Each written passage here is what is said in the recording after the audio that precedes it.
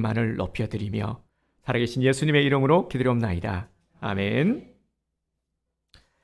우리 또 오래간만에 일주일 만에 또 우리 만나신 분들도 계시는 줄 압니다. 우리 앞뒤 옆에 좌우분들에게 이렇게 인사합시다. 주님의 이름으로 사랑하며 축복합니다. 자, 우리 인사하겠습니다. 자, 우리 이번에는 당신은 하나님의 언약 안에 있는 축복의 통로입니다. 당신은 하나님의 언약 안에 있는 축복의 통로입니다. 아멘. 네, 항상 매주마다 우리가 이렇게 인사를 하고 있죠. 여러분들이 누구인지를 잊지 마시기 바랍니다. 여러분, 내가 누구라고요? 하나님의 언약 안에 있는 축복의 통로입니다. 우리가 대단한 이유는 우리가 가는 곳마다 나로 말미암아 내 주변 사람들이 복을 받게 되는 역사가 일어나기 때문입니다. 우리는 그러한 존재들입니다. 그래서 어디 가도 기죽지 마시고요. 고개 숙이고 있지 마시고 당당하게 고개 들고 나는 하나님의 자녀다. 나는 하나님께서 주시는 권능이 있다. 이렇게 우리가 항상 믿음의 마음을 단디 먹으시고 그리고 선포하시고 담대하게 나아가시기를 바랍니다. 우리 오늘 말씀은 동상이몽이라는 말씀의 제목으로 우리 지난주에 이어서 호세아서의 말씀을 함께 나누고자 합니다. 지난주 우리가 몇 장을 나누었죠? 벌써 잊어버리신 겁니까? 얼마 지나지 않았는데 지난주에는 우리가 1장의 말씀을 나누었죠. 앞부분을. 오늘은 우리가 끝장입니다. 우리 14장. 앞장과 끝장을 보면은 다 보는 거죠. 그죠? 네, 호세아서의 말씀을 통해서 이 시간 가운데 임하시는 하나님의 메시지를 우리가 듣기 원합니다. 호세아를 통해서 전달되는 하나님의 심정은 변함이 없습니다. 어떠한 주님의 지금 메시지가 전해지고 있습니까? 1절을 보면 이스라엘아 네 하나님께로 돌아오라. 그리고 2절 너는 말씀을 가지고 여호와께로 돌아오라. 주님께서는 계속 돌아오라 말씀하고 계십니다. 마치 이렇게 들리지 않습니까? 집 나간 자식을 찾아서 헤매이는 부모님, 이 부모님의 심정. 자식이 집을 나갔으니까 돌아오기를 간절히 바라는 마음, 이런 마음이 느껴집니다. 호세아서를 마무리하면서 이런 하나님의 심정은 더 강하게 전달이 되고 있습니다. 그리고 하나님은 두 가지를 약속하셨습니다. 3절에서 뭐라고 약속을 하셨냐면 돌아오기만 하면 고아처럼 긍휼히 여기리라. 긍휼히 여기겠다 말씀을 하셨고요. 4절을 보면 돌아오기만 하면은 내가 이스라엘에게 이슬과 같으리라. 이슬과 같으리라 말씀하셨습니다. 방금도 말씀을 드렸지만 집 나간 자식을 애타게 기다리고 있는 아비의 심정을 우리는 느끼게 됩니다. 지금 이스라엘 백성들이 이러하다라는 거죠. 이스라엘 백성들이 처한 형편은 그야말로 처절한 상황입니다. 어떠한 상황인지 우리 앞장 보면은요. 앞장 13장 15절에서 잘 설명이 되어 있습니다. 13장 15절 제가 읽겠습니다. 그가 비록 형제 중에서 결실하나 동풍이 오리니 곧 광야에서 일어나는 여호와의 바람이라. 그의 근원이 마르며 그의 샘이 마르고 그 쌓아둔 바 모든 보배의 그릇이 약탈되리로다. 아멘. 지금 이들의 상황이 어떠합니까? 수고하여 결실한 것들이 광야에 일어나는 바람이 불어서 다 날아가 버리는 겁니다. 헛것이 되고요. 샘은 마르고 그들이 쌓아둔 것들은 모두 다 빼앗겨 버렸습니다. 가진 것도 하나도 없고 아무것도 없는 상태. 그렇기 때문에 이들에게는 지금 절실히 누군가의 도움이 필요한 겁니다. 도움 없이는 굶어 죽게 생겼습니다. 이런 절박한 상황에서 주님은 뭐라고 그러셨습니까? 이슬과 같으리라. 이슬 정도로는 좀 부족해 보이지 않습니까? 지금 이들에게 필요한 것은 이슬 정도가 아니라 엄청난 소낙비, 정말 이 장맛비가 필요한 거죠. 장대비가 필요한 거죠. 좀 쏟아 부어 주셔야 되는데 주님은 이슬비 같으리라 말씀하고 계십니다. 그러면 이 이슬비는 무엇을 의미하는 것일까요?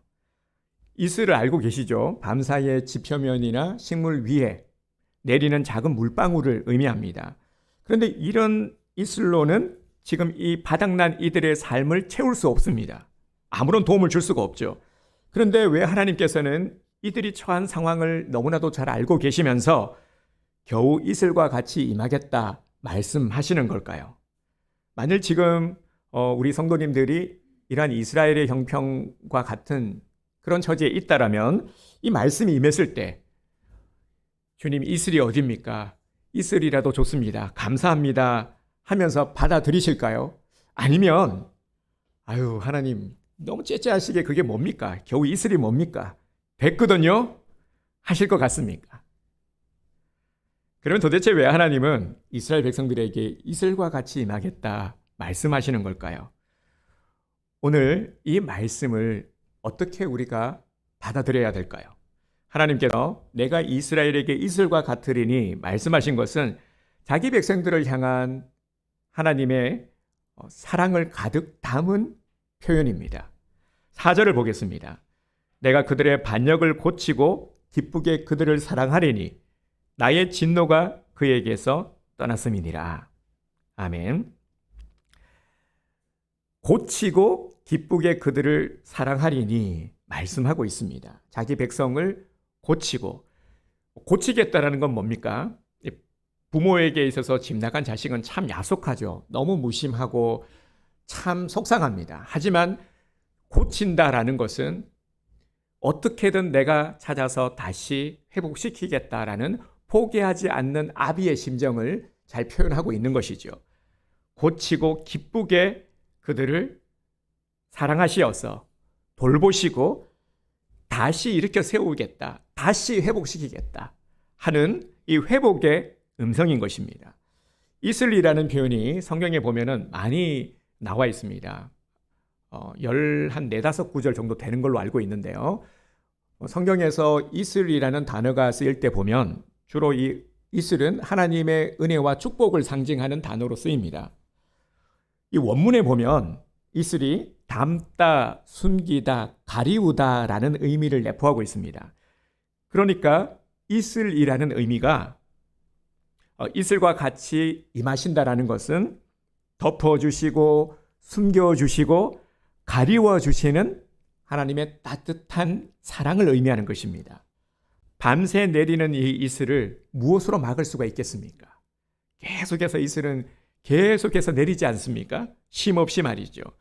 이것은 전적으로 거부할 수 없도록 베푸시는 하나님의 사랑입니다. 이 사랑이 일방적으로 우리에게 임하고 있습니다. 여러분, 밖에 비가 내리면 빗소리는 들리죠? 소리를 듣고 압니다. 우리가 밖에 비가 오는지 안 오는지 이게 창으로도 잘 안 보이죠. 그런데 문을 열어보면 알 수 있어요. 빗소리가 들리기 때문에 우산 가지고 나가야 되는구나 확인하지 않습니까? 그런데 이 이슬이 내리는 소리 들을 수 있습니까? 이슬이 내리는 소리는 들을 수가 없어요. 아무 소리도 들리지 않습니다. 이슬과 같은 사랑은 조용히 내 곁으로 오사 나를 돌보시고 회복하시는 은혜입니다. 지금 이 백성들은, 이스라엘 백성들은 회복의 가능성이 전혀 없는 상태입니다. 이 팔레스타인 땅에 이슬이 내리지 않으면 아무것도 살 수가 없습니다. 사막은 햇볕이 강하게 내리쬐고 그리고 이 강수량이 부족하기 때문에 식물이 살 수가 없습니다. 그래서 농사를 지을 수가 없죠. 밤사이에 이슬이 내리지 않으면은 그나마 그 광야에 있는 식물은 말라 죽고 마는 겁니다. 이슬을 맞아야 살 수가 있는 것이죠. 지금 이 백성들은 그냥 두면은 모두가 다 버려질 자들, 말라 죽을 자들입니다. 그동안 어떤 모습이었습니까? 이스라엘의 모습이 어떠했습니까? 우리가 지난주 살펴봤죠. 하나님께서 왜 진노하셨습니까? 하나님을 정면으로 대적했죠. 그렇게 하나님께서 하지 말라 하신 것, 이 하지 말라 하면은 좀 뭐라 그럴까요? 이 더 하고 싶어 하는 그런 심리라고 해야 될까요? 이스라엘이 그러했죠. 참 말을 안 들었어요. 하나님께서 우상 숭배하는 것을 그렇게 싫어하신다. 계명으로도 못을 분명히 박았는데도 불구하고 금방 잊어버리는 겁니다. 그래서 우상을 만들고 섬겼고 하나님을 업신여기면서 제사 드리는 것, 하나님 섬기는 것을 거부했던 이들입니다. 4절에서 뭐라고 표현되어 있습니까? 하나님은 이들의 행위를 반역이라 표현하고 있습니다. 그러니까 이들이 하나님께 보인 이 모습이 반역이라는 겁니다. 여러분, 반역이 무엇입니까? 반역자 그러면 그 배신자, 그죠? 하나님과 지금 상대로 겨루어 보겠다라는 참으로 교만하고 어리석은 그러한 모습의 상태인 것이죠. 결국 하나님께 반역함으로 이들이 얻은 것이 무엇입니까? 아무것도 없죠. 모든 것을 다 잃게 되었습니다. 하나님께 반역함으로 말미암아 이들은 이제 스스로 사라질, 멸망할 위기에 처한 것입니다. 도저히 다시 일어설 수 있는 기력이 전혀 없는 상태입니다. 하지만 하나님은 이런 이들을 사랑하시어서 이슬과 같이 소리 없이 임하셔서 그들을 고치시기 위해서 하나님께서 먼저 손을 내밀어 주셨습니다.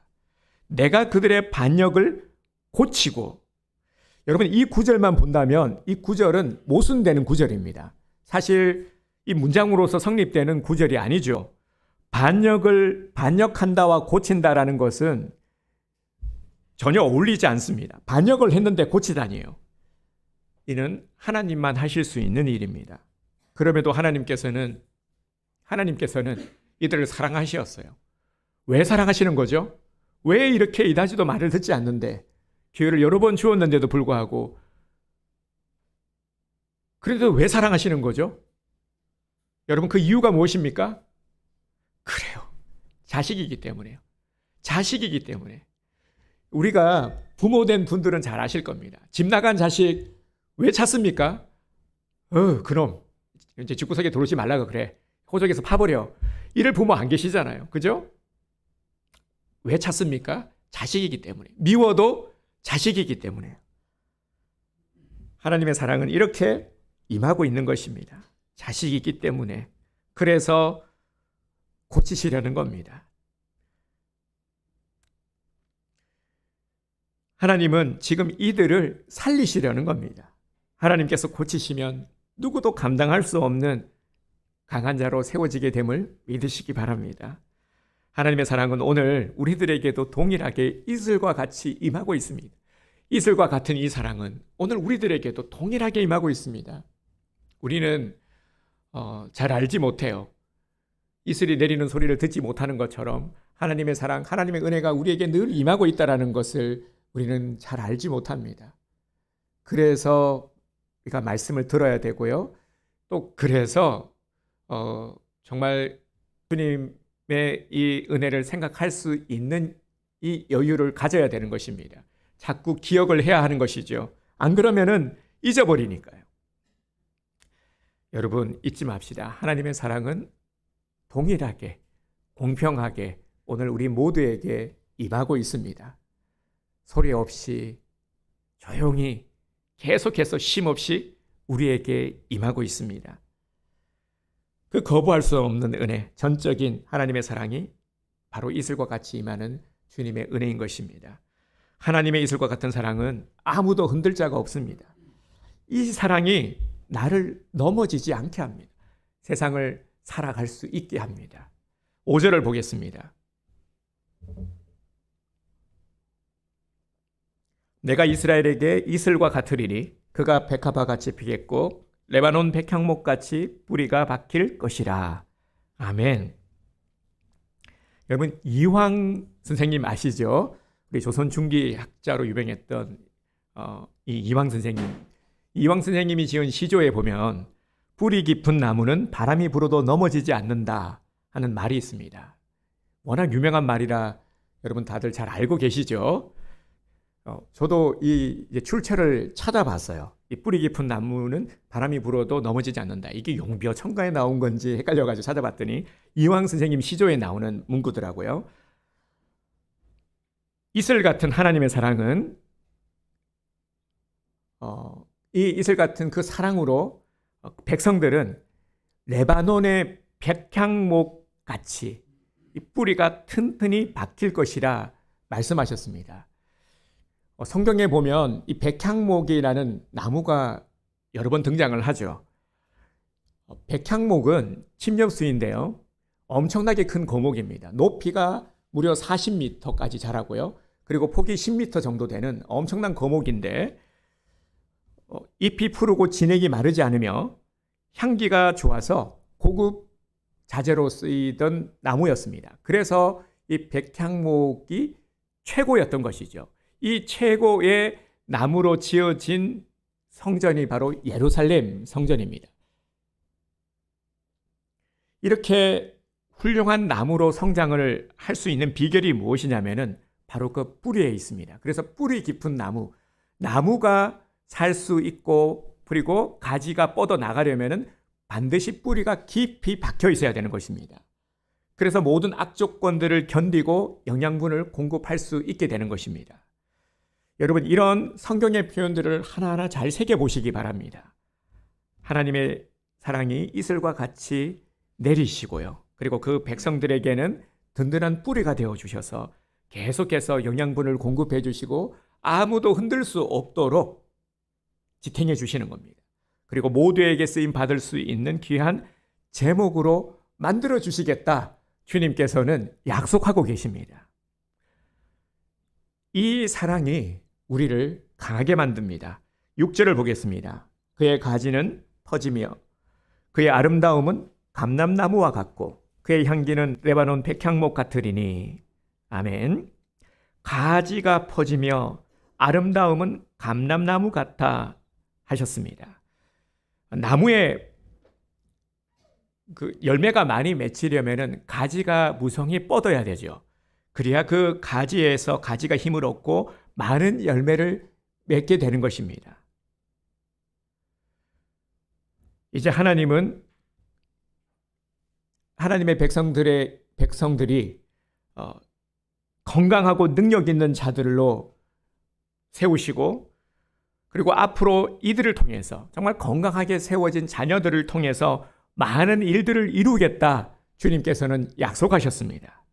그리고 이어지는 말씀 7절 보겠습니다. 그 그늘 아래에 거주하는 자가 돌아올지라. 그들은 곡식같이 풍성할 것이며 포도나무같이 꽃이 필 것이며 그 향기는 레바논의 포도주같이 되리라. 아멘. 이 사랑을 받은 자에게는 향기가 있습니다. 우리 얼마 전에 교회에 활짝 피어 있었던 라일락꽃 보셨습니까? 다들 보셨죠? 우리 라일락꽃 화분이요 2개가 있는데 큰 화분이 2개가 있습니다. 이렇게 올라오실 때 보면 오른쪽에 있는 나무가 그게 일반 라일락이고 왼쪽이 미스김 라일락 맞죠? 윤성선 군사님.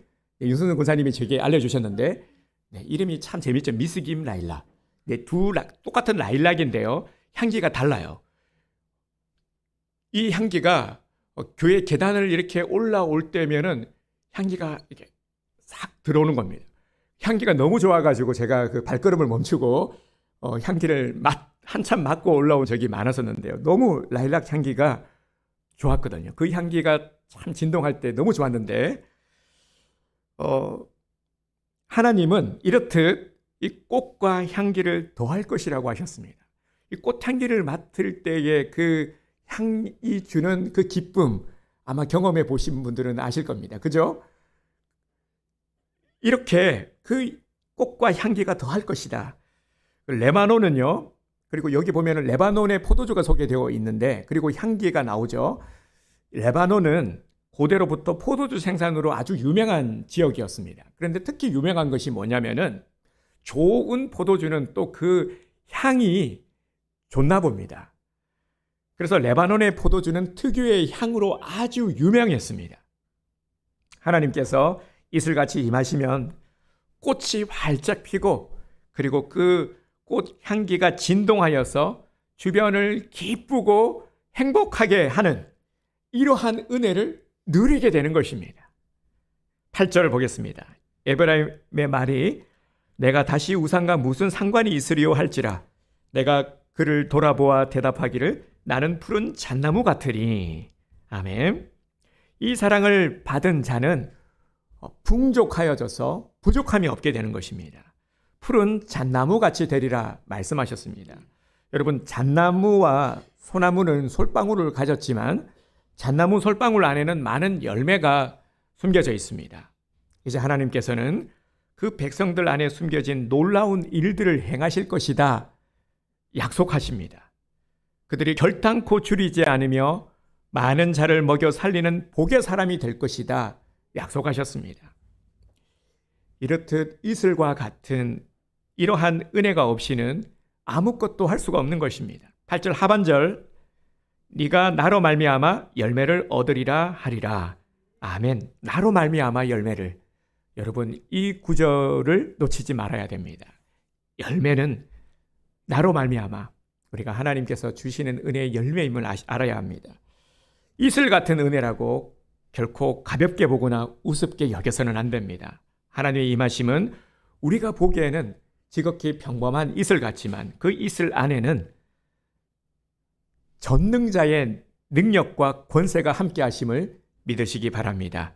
오늘 이 은혜가 오늘 우리들에게 예배에 참여한 은혜의 사모함을 가지고 말씀을 듣는 우리 모든 성도님들에게 흘러 넘치게 되기를 주님의 이름으로 축복합니다.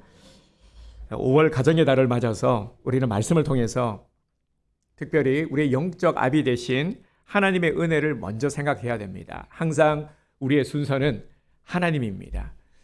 어버이날이지만 우리가 하나님을 아버지라고 부르잖아요. 왜냐하면 영적 아비가 되기 때문에. 그래서 먼저 우리는 하나님 아버지께 효도하는 자가 되어야 합니다. 하나님 아버지께 효도하는 자가 육신의 부모에게도 진정한 효도를 할 수 있기 때문인 것입니다. 이렇게 우리는 우리에게 가정을 허락하신 하나님의 이 뜻을 헤아리고 또 그 은혜에 감사를 드려야 합니다. 주님은 우리의 모든 가정들이 화목한 가정이 되기를 원하십니다.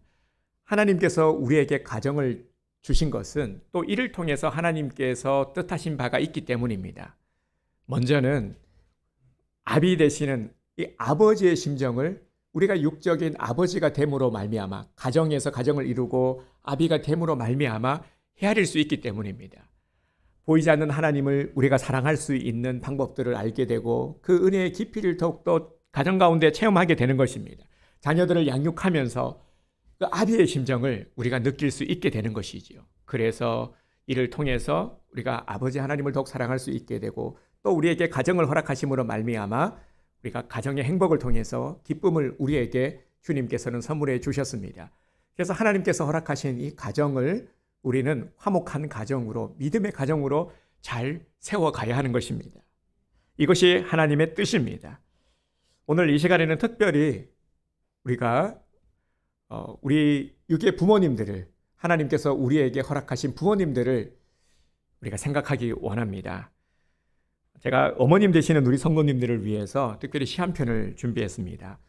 유명한 시인인데 오세영 시인의 이 어머니라는 시를 한번 준비해봤습니다. 제가 시 낭송을 해드리도록 하겠습니다. 잘 들어보시기 바랍니다. 나의 7살적 어머니는 하얀 목련꽃이셨다. 눈부신 봄 한낮 적막하게 빈집을 지키는. 나의 14살적 어머니는 연분홍 봉선화 꽃이셨다. 저무는 여름 하올 밑에서 눈물을 적시는. 나의 21살적 어머니는 노란 국화꽃이셨다. 어두운 가을 저녁 홀로 등불을 켜드는. 그녀의 육신을 묻고 돌아선 나의 29살 어머니는 이제 별이고 바람이셨다. 내 이마에 잔잔히 흐르는 흰 구름이셨다. 어머님 생각나시는 분들이 많으시죠? 네. 우리 기독교의 가르침은 살아실제 효도하라 하는 것이 우리 기독교의 가르침입니다. 우리 기독교는 다른 어떤 종교보다도요, 효를 강조하고 있습니다. 부모님에 대해서. 그래서 아직도 오해를 하시는 분들이 계신데요. 그 어느 단체 어떤 것보다도 그래서 하나님께서는 계명으로 주셨죠. 부모에게 효도할 것. 이 효도에서 그치는 것이 아니라 효도할 때 하나님께서는 복을 주시겠다까지 약속을 하신 겁니다. 여러분, 효도하는 것이 하나님의 뜻입니다. 하나님께서는 효도할 때 우리 가정을 복되게 하십니다.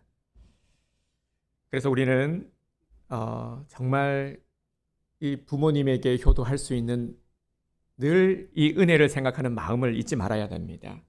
그런데 참 우리는 하나님 은혜도 잘 잊어버리지만 똑같죠. 정말 똑같습니다. 어쩜 이렇게 똑같을 수가 있을까? 부모님의 은혜도 너무나도 쉽게 잊어버리기도 합니다. 왜냐하면 늘 있었거든요. 늘 받는 것을 당연하고 늘 이것이 익숙해져 버렸고 그러다 보니까 그 값어치를 우리는 참 헤아리지 못했습니다. 늘 받기만 했고, 그리고 나서 나중에는 후회하죠. 나중에는 오늘 이 시인도요, 그러한 마음, 그러한 그리움이 이렇게 담겨 있지 않습니까? 참 어찌 보면 이것이 또 우리의 모습, 우리의 한계가 아닌가라는 생각이 들기도 합니다. 이렇게 또 하지만 이런 시간을 통해서라도 우리가 다시금 우리가 생각하기 원합니다. 하나님의 뜻을 생각하고 우리 부모님의 은혜를 생각하고, 그리고 오늘 이 시간만큼, 오늘 하루만큼이라도 우리가 더욱 그 사랑을, 은혜를 표현해 드리기를 원합니다. 우리 원로 목사님이 자주 이전에 강조하셨던 게 있어요. 우리 고향에 계신 부모님께 용돈 보내드리라, 용돈 보내드리라 강조하셨는데, 사실 부모님이 용돈을 바라시겠습니까? 그만큼 작은 정성이라도 표현해 드리는 것이 중요하기 때문이죠. 우리가 표현해 드릴 수 있는 것이 한계가 있지 않습니까? 그렇죠? 하나님 아버지께도 우리가 똑같은 거라고 생각을 합니다. 우리가 표현해 드릴 수 있는 것은 한계가 있지만, 그럼에도 우리가 할 수 있는 것으로 표현해 드리는 것이, 우리의 마음을 어떻게든 표현해 드리는 것이 중요한 것입니다. 우리는 먼저 영적 아비 되는 하나님께 효도를 하고, 그리고 믿음으로 육신의 부모님께 효도를 드려야 합니다. 이것이 5계명입니다. 네 부모를 공경하라. 그리하면 네 하나님 여호와가 네게 준 땅에서 네 생명이 길리라. 아멘. 이렇게 약속하셨어요. 하늘에서 하나님께서 주시는 이슬과 같은 사랑이 있다면은 이 땅에는 이슬과 같은 사랑을 실천한 분들이 계시죠. 바로 우리의 부모님들입니다. 우리 부모님의 사랑이 바로 이슬과 같은 사랑입니다. 우리에게 소리 없이 계속해서 항상 우리 곁에서 베푸시는 그 사랑, 이슬과 같은 사랑이었죠. 이 사랑이 없었다라면은 오늘 우리의 모습은 없어질지도 모릅니다. 하지만 지난 시간 우리는 이런 부모님들의 사랑을 잊고 살았습니다. 그리고 지금도 잊고 사시는 분들이 계실 겁니다. 지금 나는 이슬과 같은 사랑을 쏟아주신 부모님들의 사랑을 얼마나 느끼고 얼마나 감사하며 살아가고 있습니까? 여러분, 항상 또 기억해야 될 것이요, 우리가 교만할 수가 없는 게 우리는 늘 한계가 있다라는 겁니다. 여러분 많이 느끼시죠? 눈에 보이는 것이 전부가 아닙니다. 하지만 우리는 눈에 보이는 것을 바라보고 생각하고 판단할 뿐이죠. 하지만 보이지 않는 것들이 훨씬 더, 그 이면에 있는 것들이 훨씬 더 많다라는 것을 알아야 합니다. 그 이면에 감추어진 하나님의 사랑과 부모님들의 사랑이, 더 큰 사랑, 그 위대한 사랑이 있다라는 것을 우리는 절대 잊어서는 안 됩니다. 오늘 우리는 이슬과 같은 사랑을 기억하고 잊지 말아야 합니다. 오늘 이슬과 같이 임하시는 하나님의 사랑과 우리 부모님들의 사랑으로 우리가 치유받고 회복될 수가 있는 것입니다. 그래서 이제 우리는 이슬과 같은 사랑을 더욱더 나누어야 합니다. 이슬과 같은 사랑으로 우리도 한번 섬겨봅시다. 진정한 사랑은 요란하지 않습니다. 고린도전서 13장에 보면 이 사랑장에 1절에서 이렇게 말씀하고 있죠. 내가 사람의 방언과 천사의 말을 할지라도 사랑이 없으면 소리 나는 구리와 울리는 꽹과리가 되고, 진짜 사랑은 요란하지 않습니다. 생색내거나 자랑하지 않습니다. 사랑할 수 있는 것만으로도 만족합니다. 여러분 정말 그렇지 않습니까? 우리 부모님들의 사랑이 그렇죠. 요란하지 않아요. 요란하지 않지만 그 사랑이 얼마만큼 값집니까? 하지만 우리 자녀들의 사랑은 어떻습니까? 자녀들은 늘 언제나 생색내려고 하죠. 우리 부모님들에게 뭐를 하나 선물하고 드리더라도 너무너무 생색내려고 합니다. 내가 준 거에 잊지 마. 내가 준 게 뭔지 알아? 이게 얼마나 비싼 건지 알아? 늘 언제나 생색내려고 인정받고 싶어 하죠. 물론 자녀들이니까 또 그렇겠지만요. 그러다 보니까 요즘 보면 참 웃지 못할 일도 벌어진다고 합니다. 우리 부모님들이 자녀들의 눈치를 보게 돼요. 부모님을 모시고 여행을 가려고 해도 우리 형제가 여럿 있으면은 첫째가 모시고 가면 둘째가 눈치가 보이고, 그래가 또 둘째가 엄마 가요, 어디 좀 가요 그러면 또 첫째가 눈치가 보이고, 그래서 그냥 안 갈란다. 그러신 분들도 계시다고 해요. 네, 우리 장모님 얘기예요. 우리 장모님도 그러시더라고요. 그러다 보니까 자꾸 눈치를 보시더라고요. 그렇게 말씀은 안 하시는데 제가 보니까 이게 살피더라고요. 참 이렇게 이렇게 우리 형제들이 있지만, 자녀들도 있지만, 참 우리 부모님들은 여러 가지로 참 자녀들이 장성해도 참 쉽지 않아요. 진정한 사랑은 소리 없는 사랑입니다. 생색내기가 아니라, 예의치레가 아니라 정말 진정한 마음을 담아서 한번 부모님에게 마음을 꼭 표현해 드리시기를 바랍니다. 표현하지 못하는 사랑은 아무런 힘이 없는 사랑입니다. 내 마음 알지? 어떻게 합니까? 표현하지 않는데 표현해야 하는 것입니다. 이 사랑을 이제 나타내 표현하고 자녀들에게 가르쳐 주시기 바랍니다. 나와 내 자녀들이 계속해서 이슬과 같은 사랑을 누리기를 원하신다면은 이 사랑을 먼저 우리 부모님들이 실천하고 본을 보여주시기 바랍니다. 그러면 이 사랑이 우리 가족의 가정 안에 계속해서 머물게 될 것입니다.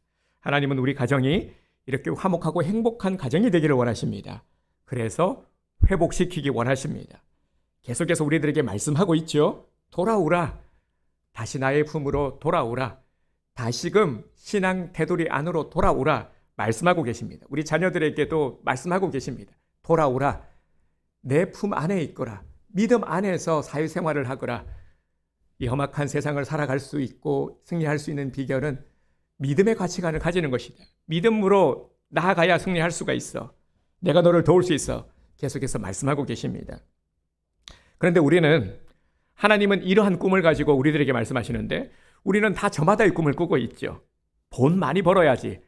내가 노후 생활 정말 멋지게 잘 준비해서 노후에 멋지게 후회 없는 인생 한번 살다가 가야지.